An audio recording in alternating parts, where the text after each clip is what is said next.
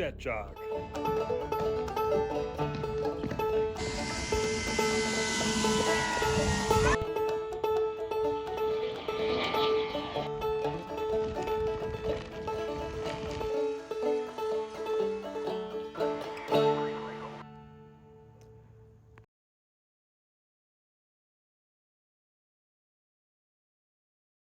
While we are modifying the canopy to accept a 5000 milliamp pack, I want to address some of the negativity that we've received about this setup. Most of y'all don't realize that we used to have a version 1 that we flew exclusively with 5000 milliamp packs.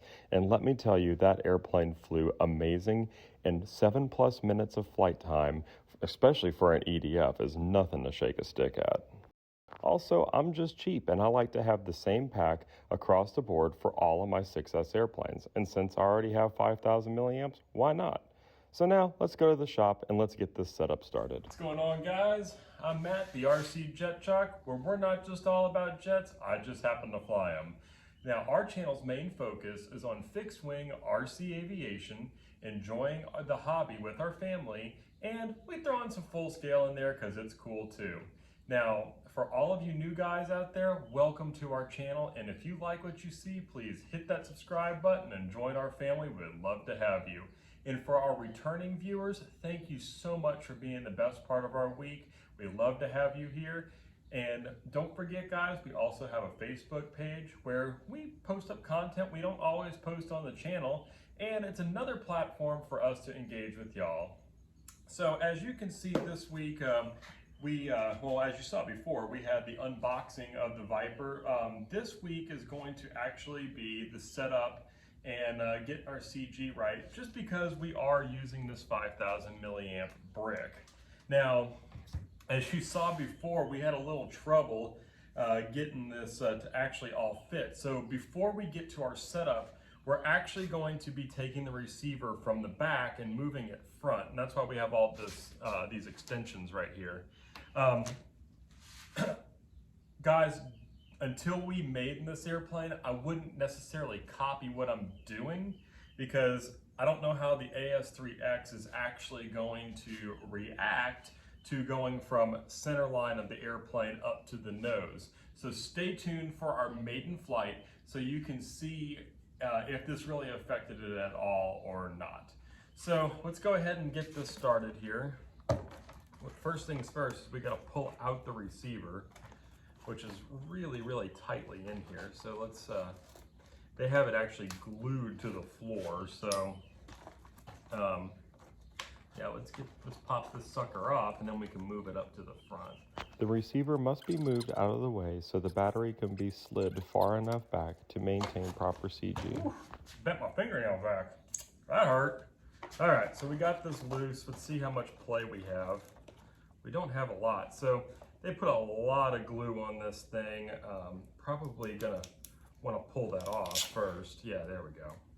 Yeah, we don't want that to interfere with our moving it up a little bit. All right, so we're just gonna peel that off. Like I said, guys, we just wanna make sure that we can fit our battery in here and achieve proper balance. Okay.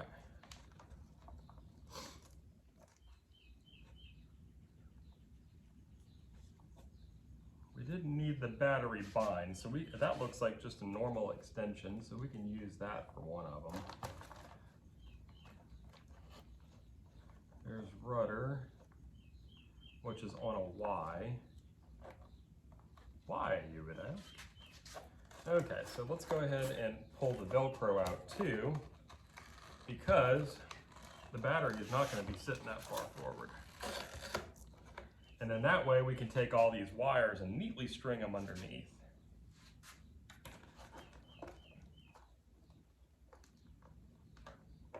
So unfortunately, I think we're just going to have to unplug everything. There we go. Now the key is it was sitting back there like this. So that's how we're going to mount it to the front. Okay, so first things first is we got to figure out exactly which wires are gonna make it and all that good stuff. All right, and figure out exactly how far the battery needs to go back. So it was about right there when it achieved balance. And you know what the sad thing is I did all that carving last night, and I did that preemptively because on our original one, we had to carve all this stuff. It looks like the battery is gonna sit in there just fine. So, you know, for all you guys that knock about not having a pilot in the cockpit, I guess we'll be able to have one this time. So, but that'll be a future deal. So, all right. So we got all that set. That looks good. We're going to go ahead and start by running extensions now. All right, we got all that straightened out. We do have the hot glue gun, and we also ran our extension cords. I figured that would have just put y'all to sleep, but here's what it looks like on the inside right now. We have a huge wire mess in there, but never fear, guys. We're going to neaten that up here a little bit better. First of all, I just want to turn it on and just make sure that everything's going to work. So let's make sure I hooked everything up right here. So.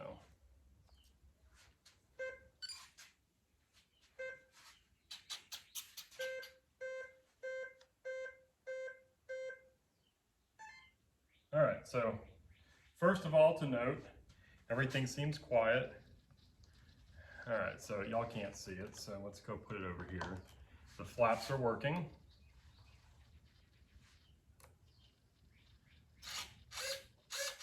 Aileron, elevator, everything's plugged in right so far, so now let's do the gear. All right, gear look good. All right, so we've got everything hooked up properly. We have the receiver up front now, and you know that'll keep it out from all those wire bundles anyway. So I don't think it's going to be too bad of an ordeal actually. So now what we're going to do next is we're going to glue this thing into position. Since, like I said, everything seems quiet. There's no chatter on the servos, no interference it seems. So we're going to go ahead and let's glue it into position, and then we'll move on throughout our day.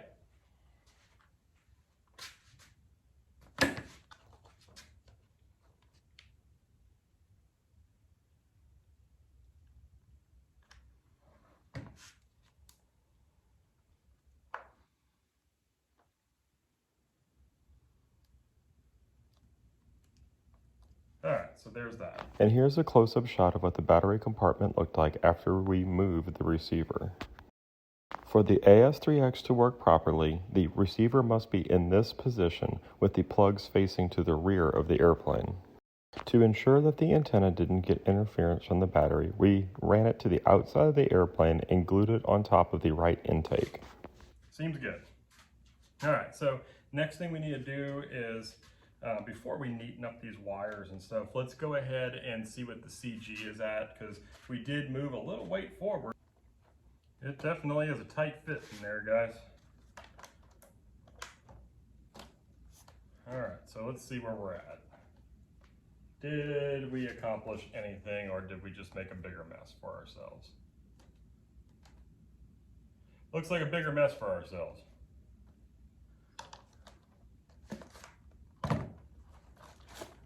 All right, so we got to clean this up a little bit more.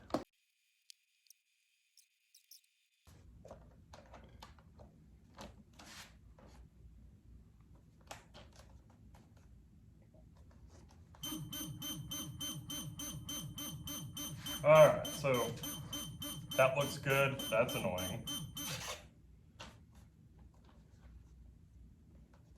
All right. Slight nose drop on the forward position, I'll take it. Probably no high alphas in the future for this one, but it is what it is, guys. It is what it is. At least we got it to fit. Now we're going to bring the power up to 50% and bring it back down and test the AS3X. All right. All right, so AS3X is working. It doesn't appear to have affected it too much. I'm not seeing any issues with chatter or anything. Everything seems pretty secure, so I think we're set with the battery. So now let's go into our manual and let's set up all of our rates how it's supposed to be. We'll set it right up just like the manual, and so it's saying aileron rates. We have it right here. Dual rate.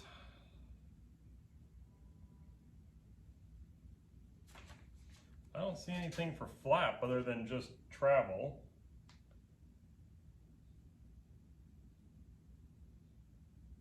So it doesn't appear that they have anything. Yeah, it doesn't appear anything to have any flap adjustments at all with your elevator. So I'm going to go ahead and set up the rates, and then I'll show you all the rates. All right, guys, we got all those rates set up, so let's just go through them real quick and what I did on my radio for now. So we'll start off with rudder. There's full rate right there. So that's 100 and then 30% expo. This is 80 and 30% expo. And then this is 60 and 30% expo. So you can kind of see a change there. All right, so now we're gonna move on to the elevator. So the elevator, we have, this is full up with 100% and 30% expo. And then there's mid rates at 80%, 30% expo. And then our low rates at 60%, 30% expo. All right, and then lastly, we have our aileron, which at full, once again, we have 100%, so there's 100% and 30% expo. Then there's 80% and 30% expo, and then we got 50% and 30% expo.